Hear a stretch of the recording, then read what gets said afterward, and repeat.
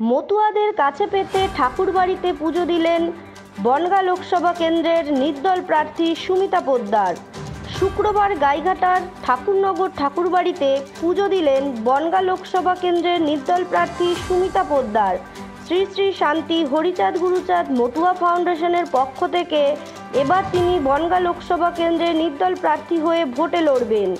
এদিন তিনি মতুয়া ভক্তদের নিয়ে মিছিল করে ঠাকুরবাড়ি এসে হরিচাঁদ গুরুচাঁদ ঠাকুরের মন্দিরে পুজো দেন। পরবর্তীতে তিনি ঠাকুরবাড়ির বিভিন্ন মন্দিরে পুজো দিয়ে বলেন মতুয়াদের অগ্রগতির জন্য তার ভোটে দাঁড়ানো এবং ঠাকুরবাড়ির রাজনীতি নিয়ে আক্রমণ জানিয়ে তিনি বলেন ঠাকুরবাড়িতে যারা রাজনীতি করছে তারা ব্যক্তি স্বার্থের রাজনীতি করছে। এ বিষয়ে শান্তনু ঠাকুর বলেন মতুয়া কোনো সংগঠন আলাদা করে প্রার্থী দেয় আমার মনে হয় না। হঠাৎ করে একটা ভুঁইফোড়ের মতো গজিয়ে আমি দেখলাম বড় সেবাদারকারী, পরোক্ষভাবে আমি ভোটে দাঁড়িয়ে গেলাম। উদ্দেশ্য একই, রাজনীতি করা। এত নাটক করার কি দরকার ছিল? এবার জামানা বাজেয়াপ্ত হবে। কি ভেবেছে মতুয়াদের টোপ দিয়ে শাড়ি দিয়ে ভোট কিনবে? 500 ভোটও অতিক্রম করতে পারবে না। শ্রী শ্রী শান্তি হরি গুরুচাঁদ মতুয়া ফাউন্ডেশন, শ্রী শ্রী শান্তি হরি গুরুচাঁদ মতুয়া ফাউন্ডেশন আমাদের সংগঠনের নাম। আর ভোটে দাঁড়ানোর উদ্দেশ্য যদি জিজ্ঞাসা করেন, আমাদের মানুষ, আমাদের জাতি, আমাদের গুরুচাঁদ ঠাকুর যে 36টা জাতির আদর্শ আমাদের মানতে শিখিয়ে গেছেন, সেই 36টা জাতির যাতে কিছু করতে পারি তাদের জন্য, তাদের কিছু ভালো অগ্রগতি, উন্নতি, সবকিছু, ব্যবসা, শিক্ষা, কর্ম, সবকিছুর দিক থেকে যাতে উন্নতি করতে পারি, ভালো কিছু করতে পারি, সেই জন্যই আমার আজকে এই জায়গাতে বাস হয়।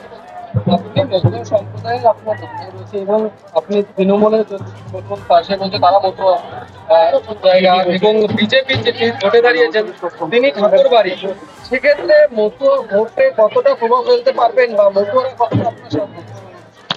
দেখুন, ভক্তরা আমাদের সাথে আছে, রক্তের কথা আমি জানি না, তবে গুরুচাঁদ ঠাকুরের বাণী ছিল আমি রক্তে থাকবো না, আমি ভক্তে থাকবো, এবং রক্ত যা করছে তা দেখে আমরা সন্তুষ্টি নই। তাই আমরা ভক্তরা এই সিদ্ধান্ত নিয়েছি যে আমরা নির্দলে আমাদের নিজস্ব প্রার্থী, নিজস্ব মানুষ আমরা নিজেদের দাঁড় করিয়ে আমাদের নিজেদের ভালোটা আমরা নিজেরাই করতে চাই। রক্তে কি করছে যেটা আপনাদের ভালো লাগছে না? আপনি যেটা বলছিলেন রক্তে যেটা করছে ভালো লাগছে, এটা কি? ব্যক্তি স্বার্থ চরিতার্থ করছে, আমাদের কোনো উন্নতি নেই। আমাদের মতুয়াদেরই কোনো উন্নতি নেই। বাকি 36 জাতের কথা তো বাদই দিলাম, আমাদের মতুয়াদেরই কোনো উন্নতি নেই। তৃণমূল এবং বিজেপি তারা সবাই বলছে তো মতুয়াদের জন্য তারা অনেক উন্নয়ন করেছে। দেখুন, কথাটা হচ্ছে আমি একটা ধর্মস্থানে দাঁড়িয়ে আছি, আমাদের আরাধ্য দেবতার মন্দিরে, সেখানে দাঁড়িয়ে কোনো রাজনৈতিক কথাবার্তা আমি বলতে চাই না। আপনারা যদি আমাদের ধর্ম সম্বন্ধে, আমাদের কষ্টের কথা আমরা অবশ্যই বলতে পারি, আমাদের ঠাকুরের সম্বন্ধে বলতে পারি, রাজনৈতিক সম্বন্ধে কোনো কথা আমাকে জিজ্ঞাসা করবেন না, আমি বলতে। যেহেতু মতুয়া বাড়ির থেকে একজন ক্যান্ডিডেট হয়েছে, আপনারা বলছেন আপনারাও মতুয়া, সেখানে দাঁড়িয়ে আপনাদের আবার দাঁড়ানোর প্রয়োজন বোধ হলো কেন? ওই যে বললাম, এক কথা বারবার বলতে তো ভালো লাগে না, যে আমাদের কোনো উন্নতি আমরা পাইনি, একটি সত্তা চরিতার্থ হচ্ছে সবকিছু, তার জন্য আমরা আজকে এই রাস্তায় নামতে বাধ্য হয়েছি।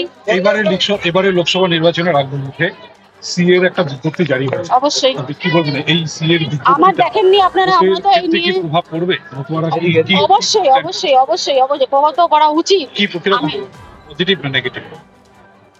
আমার তো মনে হয় নেগেটিভই পড়া উচিত, কেন কি যেটা বিজেপির তরফ থেকে যেটা বার করেছে সেটা তো আমাদের পরে নয়, আমাদের জাতির পরে নয়, ওটা এগেইনস্ট। আমরা এরকম কিছু, আমরা তো বারবার আন্দোলন করেছি, আপনারা নিশ্চয়ই দেখেছেন যে আমরা এই আইন মানছি না। অবশ্যই আমাদের সেই কথা দেওয়া হয়েছিল যে আমাদের নিঃস্বার্থ নাগরিক। আপনাদের ব্যানারেই তো গাইঘাটা এবং বিভিন্ন দেখুন, মন্দিরের মধ্যে বেশি এর থেকে বলা ঠিক না, প্লিজ ক্ষমা করুন। ঠাকুরের যে ভাবনা ছিল কর্মসূচি, আমাদের আজকে সারাদিনের কর্মসূচি এই প্রথমে আমার আরাধ্য দেবতার পুজো শুরু করলাম, এখান থেকে অসীম পাগলের বাড়ি যাব, ওখান থেকে আরো নানান হরি মন্দিরে পুজো দেবো। আজ সব হরি মন্দিরে পুজো দেবো, আর আমার ঠাকুরের মন্দিরে 10টা মন্দির আমরা পুজো দেবো। মতুয়া কোনো সংগঠন আলাদা করে আমার মনে হয় না কোনো প্রার্থী দেয়, কেননা মতুয়া ভক্তরা জানে সারা জীবন ঠাকুরবাড়ি আন্দোলনের শীর্ষে ছিলেন। সে প্রমথ রঞ্জন ঠাকুর থেকে শুরু করে সবাই আন্দোলন দিয়েছে। হঠাৎ করে একটা ভুইফোড়ের মতো গজিয়ে প্রথমে দেখালাম আমি আমি বড় বিরাট বড় একজন সেবায়ত, মানে সেবা দানকারী। ঠিক পরোক্ষে আমি ভোটে দাঁড়িয়ে গেলাম। উদ্দেশ্য তো একই, রাজনীতি করা। এত নাটক করার কি দরকার ছিল?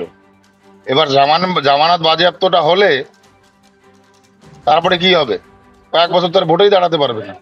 ওনাদের বক্তব্য যে ঠাকুরবাড়িতে যারা রাজনীতি করছে, ঠাকুরবাড়িতে যারা রাজনীতি করছে ব্যক্তি স্বার্থে করছে, সেই কারণে তাদের এখন ভোটে দাঁড়াতে হবে। ঠাকুরবাড়িরা ব্যক্তি স্বার্থে রাজনীতি করছে, তাহলে এই যে মেলার সময় যে সারা ভারতবর্ষ থেকে যে ট্রেন গুলো পাইয়ে দেওয়া হয়েছে, এগুলো কে এনে দিয়েছিল?